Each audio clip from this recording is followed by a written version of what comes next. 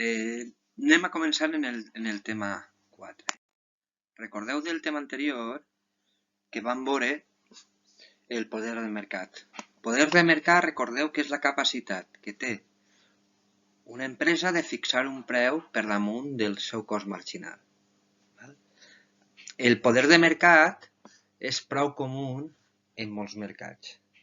Aleshores, un mànager d'una empresa que tinga poder de mercat s'enfronta al problema, beneit problema, de com utilitzar este poder de mercat de la forma més efectiva.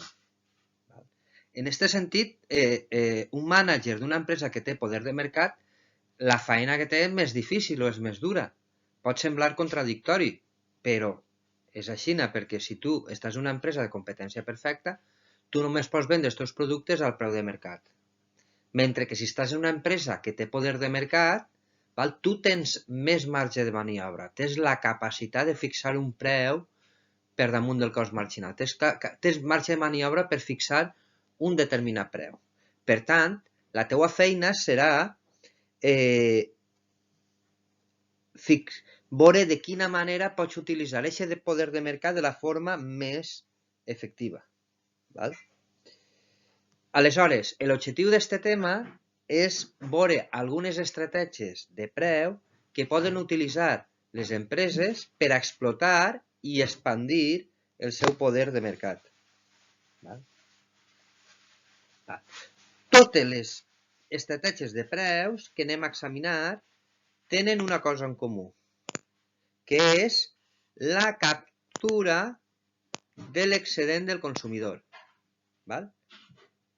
És a dir, el que vol una empresa en poder de mercat és poder agafar i capturar excedent del consumidor per a quedar-se l'ell. Aleshores, anem a començar, anem a veure-ho en aquest exemple. Vull dir, en aquest gràfic veieu una empresa que s'enfronta a aquesta corba de demanda i té aquest ingrés marginal. Si aquesta empresa simplement posa un únic preu i ven a la mateixa quantitat, una determinada quantitat a tots els consumidors, és a dir, vendria la quantitat en la que l'ingrés marginal és igual al cost marginal i el preu seria el corresponent a la corba de demanda. Doneu-se compte que, en aquest cas, l'empresa tindria beneficis o podria tindre... No ho veiem perquè no n'hi ha cost mitjà, però suposen que aquesta empresa té beneficis. Però, clar, l'empresa podria preguntar-se, podria utilitzar una estratègia diferent per a traure més beneficis? Doneu-se compte que això és la corba de demanda. Recordeu que cada punt de la demanda correspon a la disposició a pagar de cada consumidor. Aleshores, doneu-se compte que si l'empresa carrega el mateix preu a tots els consumidors que estan en aquesta part de la corba de demanda, per exemple, aquest consumidor d'ací, a veure, està disposat a pagar aquest preu, però només paga este. Per tant, això seria excedent del consumidor per a aquest consumidor. Este consumidor d'ací, a veure, paga fins a este preu. Este és el preu màxim que estar disposat a pagar. Però què paga este preu? Doneu-se compte que en aquest cas, si posa un preu únic, els consumidors tenen un excedent del consumidor corresponent a aquesta àrea.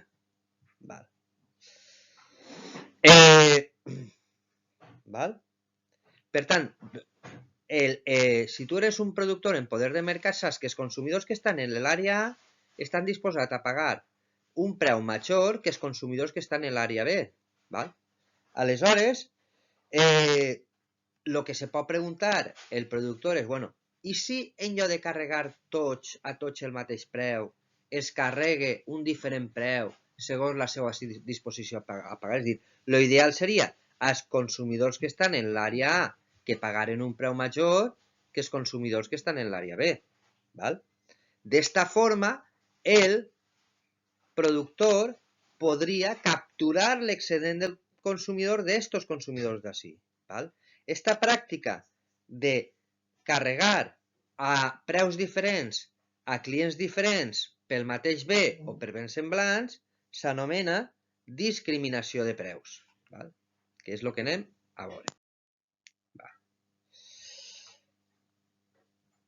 Val. La discriminació de preus, tenim tres tipus de discriminació de preus. La discriminació de preus de primer grau, també anomenada o coneguda com discriminació de preus perfecta, i la discriminació de preus de segon grau i de tercer grau, aquests dos són discriminació de preus imperfectes. I ara veureu per què. Val? Anem primer a la discriminació de preus de primer grau. Val. Val. En què consisteix la discriminació de preus de primer grau? Doncs bé, la discriminació de preus de primer grau consisteix en cobrar-li un preu diferent a cada consumidor. Què preu carrega a cada consumidor el productor en la discriminació de preus de primer grau? Doncs li carrega el preu de reserva, és a dir, el preu màxim que està disposat a pagar cada consumidor per un bé. És a dir, este consumidor estaria disposat a pagar este preu, doncs li carrega este preu. Este consumidor, este preu, doncs li carrega este preu. A este, a este. És a dir, consisteix en cobrar-li a cada consumidor el preu màxim que està disposat a pagar. És a dir, en este cas, cada consumidor li carreguem exactament el que està disposat a pagar. Per tant, doneu-se compte que en este cas la corba d'ingressos marginals ja no és rellevant per a la decisió d'una empresa. És a dir, l'empresa fins a quin consumidor o fins a quina quantitat va vendre? Doncs, a veure, este consumidor d'ací, el preu màxim que està disposat a pagar és este. El que li costa produir aquesta unitat és això, doncs li venc a este consumidor.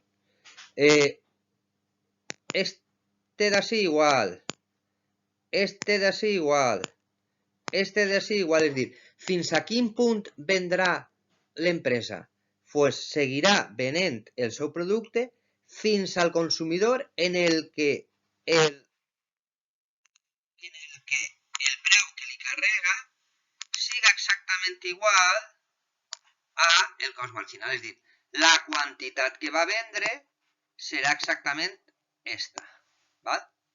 A diferència d'un productor que no practicarà la discriminació de preus perfecta. Un productor que no practicarà la discriminació de preus perfecta vendria aquesta quantitat, val? Perquè és on l'ingrés marginal és igual al cost marginal. Val? Per tant, doneu-se compte que ara, en discriminació de preus perfecta, el productor ven fins a aquesta quantitat, fins que el preu sigui igual al cost marginal. Doneu-se compte que aquesta seria també la quantitat que vendria una empresa en competència perfecta. Per tant, doneu-se compte que en este cas, la solució és eficient, val? Perquè la quantitat que se ven és exactament la mateixa que la de competència perfecta. Però quina és la diferència respecte a competència perfecta? Que en competència perfecta se carregava este preu a tots els consumidors. Per tant, en competència perfecta havia este excedent del consumidor. Val? Però ara no. Ara, quan li carregues a cada consumidor el preu, doneu-se compte que l'excedent del consumidor serà zero. Per tant, tot l'excedent que se genera en aquest mercat és un excedent que rep el productor. És a dir, que en aquest cas, l'excedent del consumidor en discriminació de preus de primer grau seria zero i l'excedent total correspondria a l'excedent del productor. Val? És una solució eficient? Sí. És just, entre cometes? Doncs no és just, perquè tots els beneficis, tot l'excedent el té el productor. El consumidor se queda sense cap benefici, sense cap excedent. Val? Seguim. Vale? Vale. Clar, doneu-se compte que en la pràctica la discriminació de preus perfecta és pràcticament impossible. Val? Per què? Doncs en primer lloc perquè és molt difícil que una empresa li carregui exactament un preu diferent a cada consumidor. I en segon lloc, una empresa normalment no coneix el preu de reserva de cada consumidor. És dir, és com si tu anares a Mercadona a comprar arròs i la caixera que està en Mercadona sap exactament el preu màxim que tu estaries disposat a pagar per un quilo d'arròs. Entonces, tu cada volta que passes per la caixa te carreguen aquest preu. És impossible que la caixera de Mercadona o el tio roig sàpia exactament el preu màxim que tu estàs disposat a pagar per un quilo d'arròs. Aleshores, què fan les empreses moltes vegades? Les empreses el que fan és una discriminació imperfecta de preus, en què consisteix en carregar un preu diferent a diferents consumidors basant-se en estimacions que fan del possible preu de reserva de cada consumidor. Per exemple, si tenim el cas d'un monopolista que carrega 6 diferents preus. Ho veurem en les següents tipus de discriminació de preus. Doncs a lo millor el monopolista, segons el tipus de consumidor que tu sigues, pot aproximar el teu preu de reserva.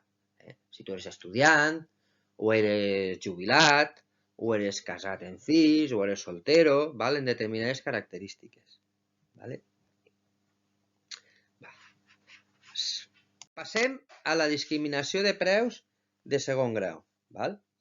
La discriminació de preus de segon grau consisteix en cobrar preus diferents segons les quantitats que tu compres del mateix bé o servei. És dir, en alguns mercats el que fan és, si tu compres molt d'un bé, te cobren un preu menor. Per què? Perquè conforme tu vas comprant més unitats d'un determinat bé, el teu preu de reserva disminueix en les unitats que compres. És dir, per exemple, el consum d'electricitat, els primers 100 quilowatt d'electricitat que tu gastes valen molt més que els altres, perquè els primers quilowatts són per a la nevera, són per als electrodomèstics o les llums que necessites més.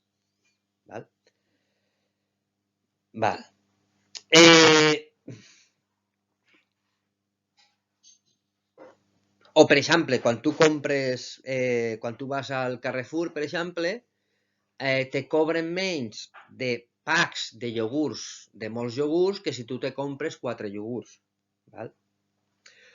Un altre exemple de discriminació de preus de segon grau és cobrar els preus o la fixació de preus per blocs, que consisteix en cobrar preus diferents per diferents quantitats o blocs d'un bé.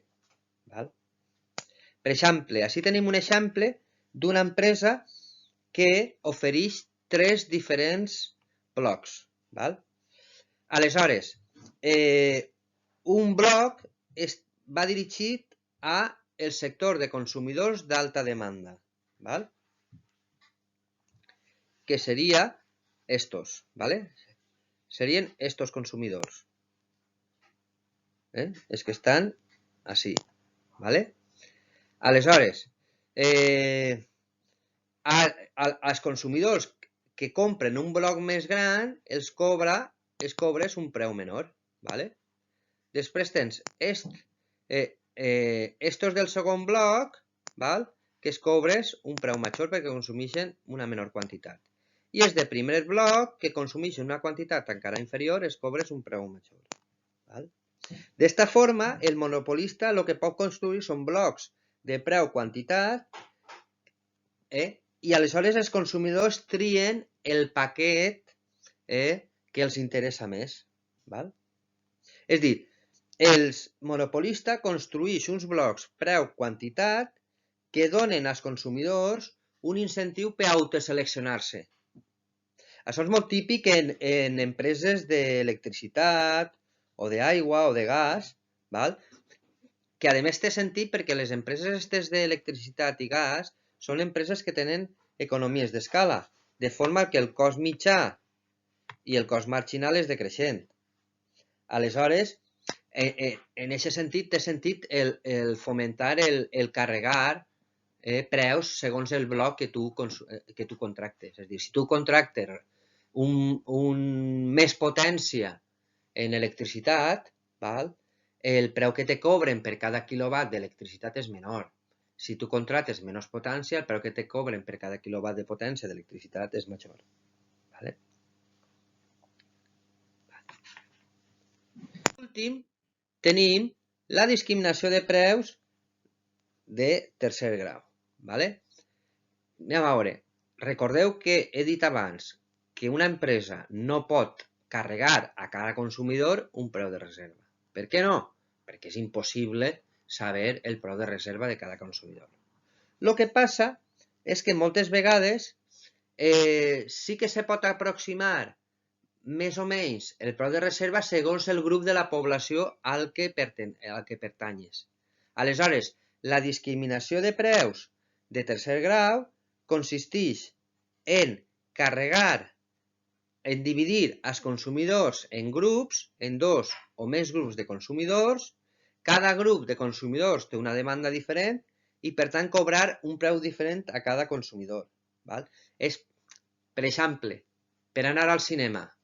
Per anar al cinema, típicament, la demanda d'anar al cinema d'un estudiant, del grup d'estudiants o del grup de jubilats, serà diferent de la demanda d'una persona adulta en uns determinats ingressos. Típicament, la demanda dels estudiants d'anar al cinema serà una demanda més elàstica.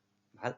És a dir, els consumidors, que són estudiants, davant un increment del preu, reduiran molt més sensiblement anar al cinema que altres grups d'individus amb un major nivell d'ingressos.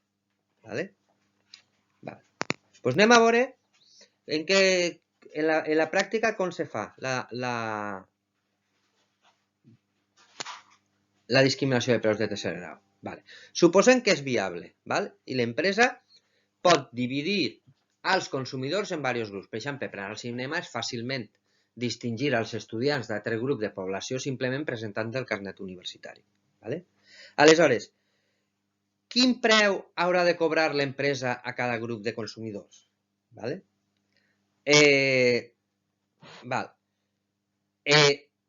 Sabem, la primera regla que ha de complir és que l'ingrés marginal per a cada grup ha de ser igual. Per què? Perquè si l'ingrés marginal d'un grup de consumidors és més alt que l'altre, l'empresa podria augmentar els seus beneficis simplement desplaçant output del grup de consumidors en un ingrés marginal menor al grup de consumidors en un ingrés marginal major.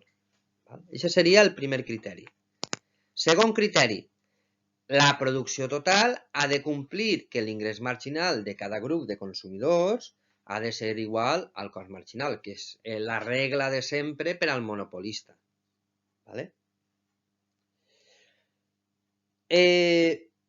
Si voleu un altre exemple de discriminació de preus de tercer grau seria els bitllets dels avions. Els bitllets d'avions es venen a molts preus diferents. Per exemple, moltes companyies aèries carreguen un preu inferior per a un bitllet d'anada i tornada entre dues ciutats si el viatger se queda a dormir en la ciutat un dissabte per la nit. Pot pareixer raro, és a dir, perquè van a cobrar un preu inferior si se queden a dormir un dissabte per la nit? Què més li dona a la companyia d'avions si el passatger se queda a dormir en la ciutat de destí un dissabte per la nit o no? Doncs la raó és que aquesta raó és una manera de separar els que viatgen per assumptes de negocis dels que viatgen per assumptes personals. Un viatger que viatja per assumpte de viatges, per algo de negocis, mai voldrà quedar-se un dissabte per la nit. I per tant, un viatger que viatja per raons de negocis tindrà un preu de reserva més alt. Estarà disposat a pagar un preu més alt pel bitllet d'avió. I per tant no voldrà quedar-se un dissabte per la nit. Anem a veure-ho matemàticament. El que se fa és igualem l'ingrés marginal del primer grup al cost marginal. L'ingrés marginal del segon grup al cost marginal. De forma que al final ens dona la condició de que l'ingrés marginal dels dos grups ha de ser igual al cost marginal. recordeu que en el tema anterior podíem expressar l'ingrés marginal en funció de l'elasticitat demanda. Aleshores, doneu-se compte que al final la diferència entre el preu que carreguen en un grup i el preu que carreguen l'altre va dependre de l'elasticitat relativa de les dues demandes. És dir, a qui li va carregar més l'empresa? A qui li va carregar un preu més alt l'empresa? L'empresa li va carregar un preu més alt al que tinga la demanda més elàstica. Més inelàstica, perdó. Val? És dir, un consumidor que siga un estudiant i vulgui anar al cinema estarà disposat, té una demanda més elàstica, perdó. Aleshores, l'empresa de cinema carregarà o li cobrarà el preu del bitllet de l'entrada de cinema a un preu més baixet que a un altre grup de consumidors. Anem a veure el problema gràficament. A veure què fem així gràficament. Este gràfic que sembla complicat, perquè n'hi ha moltes ratlletes i això sempre vos mareja, en realitat anem per passos. Mireu, tenim així l'ingrés marginal del grup 1. Tenim així l'ingrés marginal del grup 2. ¿Vale? Aleshores, borra això, un momentet, borra això, vale, del grup 2. Aleshores, el que fem és, sumem horitzontalment l'ingrés marginal del grup 1 i l'ingrés marginal del grup 2. ¿Vale? Això ens dona l'ingrés marginal, total. ¿Vale? Tenim així l'ingrés marginal total. Vale. Vale. I així tenim, de la mateixa forma tenim així la demanda del grup 1 i la demanda del grup 2. ¿Vale? Vale. Doneu-se compte que la demanda del grup 1 és més inelàstica que la demanda del grup 2. ¿Vale? Aleshores, gràficament, tenim quina serà la quantitat total que vendrà als dos grups de consumidors. Doncs on l'ingrés marginal total és exactament igual al cost marginal. ¿Vale?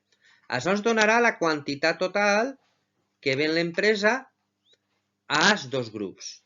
I ara, com determinem el que ven l'empresa a cada grup? Recordeu que la condició era que l'ingrés marginal de cada grup és igual al cost marginal. Vale. L'ingrés marginal total, així, on talla l'ingrés marginal 1, seria l'ingrés marginal del grup 1.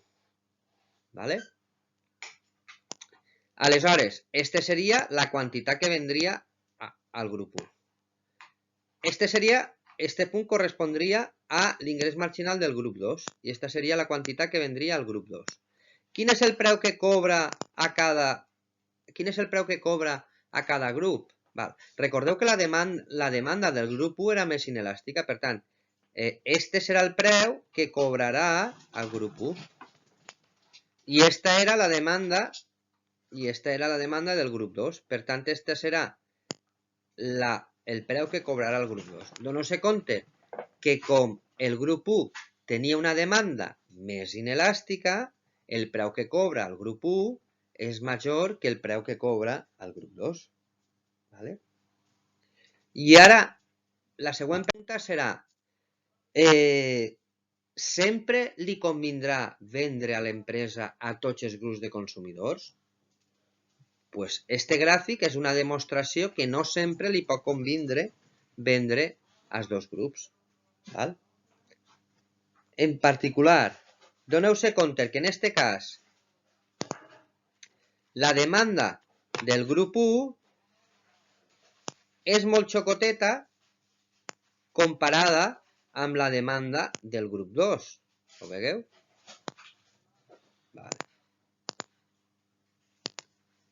Vale. De forma que con la demanda del grup, del segon grup és molt xocoteta, el que li convé a l'empresa és simplement vendre els seus productes només al grup en la demanda més gran. Vale? I en això hauríem acabat la discriminació de preus. Vale? Anem ara a un altre tipus de tàctica o d'estratègia que utilitzen les empreses en poder de mercat per extraure excedent del consumidor. És el que se coneix com a tarifa de dos trams. Val? En què consisteix la tarifa de dos trams? Val. Per a veure en què consisteix, anem a posar l'exemple d'un parc d'atraccions. Per exemple, Disneyland. Vale? Un parc d'atraccions, Disneyland. O, si voleu, o un altre exemple, una discoteca. Vale? L'exemple d'una discoteca, millor. Val. Una discoteca pot fer dues coses. Pot posar un preu per entrar a la discoteca. Val? És a dir, si tu vols a la discoteca, tens que pagar un preu per l'entrada. Vale? Però també posa un preu pel cost de les begudes. Vale? Aleshores, el problema al que s'enfronta una discoteca és de quina forma he de posar estos dos preus per a maximitzar beneficis. Val? Doneu-se compte que si el preu de l'entrada a la discoteca és molt car, no entrarà molta gent. Val? Però tindrà molts ingressos de la gent que entre. Aleshores, què li convé més? Posar un preu d'entrada molt alt i preu de la beguda o de les begudes molt baixet? O al revés, un preu de l'entrada molt baixet que t'entre molta gent i el preu de les begudes més car, o les dues coses? És a dir, doneu-se compte que ara són dues variables les que ha de triar l'empresa. Val? Este tipus de fixació de preus se coneix com a tarifa de dos trams. Vale? Aleshores, per a veure com se pot fer això, anem a començar per el cas més simple possible. Vale? Imagineu-se que n'hi ha només un consumidor o un grup de consumidors que són tots idèntics, val? Que tenen exactament la mateixa demanda, tots els consumidors. Vale?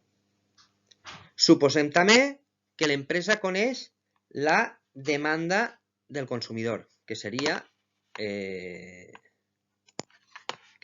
esta. ¿Vale? Esta seria la demanda del consumidor.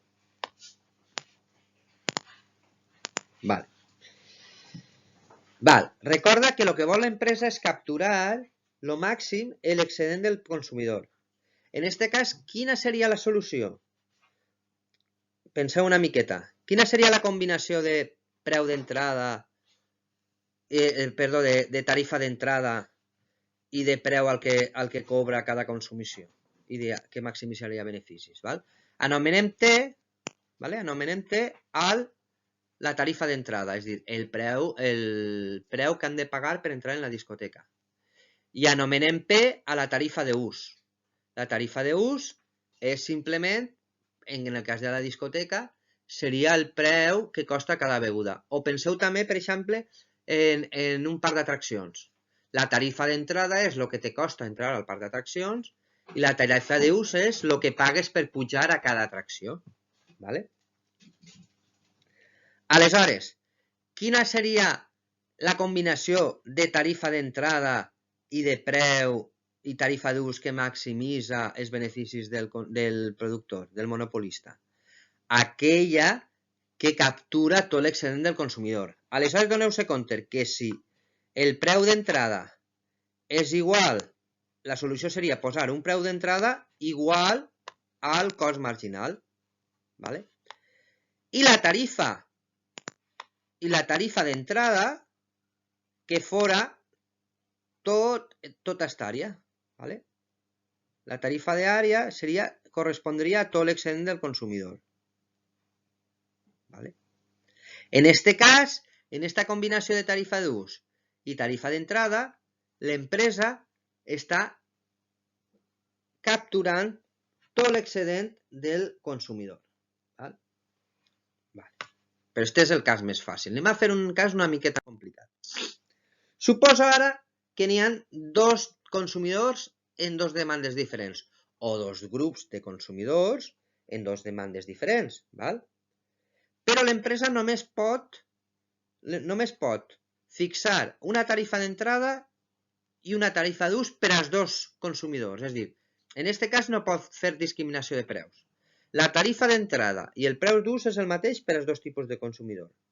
Doneu-se compte que ara l'òptim no seria posar una tarifa d'entrada igual al cost marginal. Val? Perquè si ho fera, la tarifa d'entrada no podria ser més gran. La tarifa d'entrada, si ho fera, no podria ser més gran que això. Val? Per què? Perquè si posa una tarifa d'entrada més gran que l'excedent del consumidor d'esta demanda, este consumidor no entraria al parc. Enteneu? Val. Quina és l'alternativa? L'alternativa és, bueno, anem a fer una cosa. Posem una tarifa d'ús, en lloc d'igual al cost marginal, vaig a posar-la una miqueta més alta. Vale? Vaig a posar-la una miqueta més alta. I aleshores, la tarifa d'entrada la pose que sigui igual a l'excedent del consumidor 2. ¿Vale? D'esta forma, lo que fa és captura tot l'excedent del consumidor 2, però a part també captura part de l'excedent del consumidor del consumidor 1. Per tant, en aquest cas, els beneficis quins serien? Els beneficis serien la tarifa d'entrada que cobra els dos consumidors, que són dos vots d'aquesta àrea, més, val? Seria més esta àrea d'ací. Val? Val? Que és la diferència entre el preu i el cost marginal per als dos consumidors. Doneu-se compte que en aquest cas el que està agafant d'extra és aquesta àrea de beneficis. Què haurà passat si haurà cobrat només, si haurà cobrat preu igual a tarifa d'ús i la tarifa d'entrada això? Doncs l'únic que haurà aconseguit de beneficis haurà sigut aquesta àrea. Val? De forma que en aquest cas el que està aconseguint és de beneficis addicionals és aquesta àrea. Aquesta àrea és la que aconsegueix de beneficis addicionals. Este és el cas simple en què hi ha dos tipus de consumidors. Què passa si n'hi ha molts consumidors en moltes demandes diferents? En molts consumidors no n'hi ha una manera simple de calcular quina és la tarifa de dos trams òptima. Però el trade-off o la disjuntiva que se plantejava en el cas anterior segueix existint. És a dir, si tu carregues una tarifa d'entrada menor, vol dir que entra més gent en el teu parc d'atraccions, entra més gent a la teua discoteca. Per tant, tindràs més beneficis del consum que facin, de les begudes que consumisquen en la discoteca o de les atraccions a les que pugen. Però, per altra banda, conforme la tarifa d'entrada vas fent-la més xocoteta, vas cobrant un preu menor per la tarifa d'entrada i el nombre de gent que t'entra a la discoteca o en el parc d'atraccions és major, els beneficis que obtens de la tarifa d'entrada són menors. Per tant, el problema és aleshores triar una tarifa d'entrada que resulta que faça que t'entren el nombre òptim de gent a la discoteca o al parc d'atraccions. En principi, com se podria fer això? Doncs en principi seria, a veure, comença triant una determinada tarifa d'ús.